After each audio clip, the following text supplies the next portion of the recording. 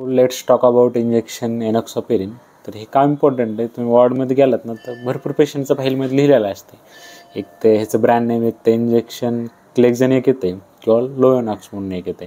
तर हे injection enoxaparin. तर ह्याचा यूज काय आहे, तर ॲक्च्युली हे अँटीकॉग्युलेंट आहे आणि जे आहे content low molecular weight heparin. Heparin माहिती आहे आपल्याला अँटीकॉग्युलेंट आहे, जे की ब्लड क्लॉट बनवून देत नाही बॉडीमध्ये. कोणकोणत्या कंडिशनमध्ये यूज करतो मोस्ट कॉमनली, पल्मोनरी एम्बोलिझम. ते आपल्या लंग्समध्ये क्लॉट बनला समजा, त्याला पल्मोनरी एम्बोलिझम म्हणतो, त्या कंडिशनमध्ये यूज करतो. किंवा अजून deep vein thrombosis. Deep vein थ्रोम्बोसिसमध्ये पायात क्लॉट बनतात तुमच्या वेन्समध्ये, त्या कंडिशनमध्ये यूज करू शकतो. किंवा प्रेग्नन्सीमध्ये ॲप्ला सिंड्रोम म्हणून एक आहे, अँटीफॉस्फोलिपिड अँटीबॉडी सिंड्रोम, त्याच्यात यूज करतो.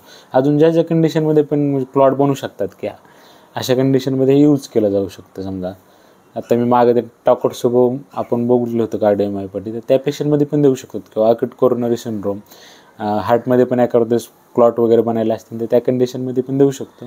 ॲज अ मेडिको म्हणून माहीत पाहिजे आपल्याला की इंजेक्शन क्लेक्झन असू शकतं किंवा इंजेक्शन लोयोनॉक्स असू शकतं.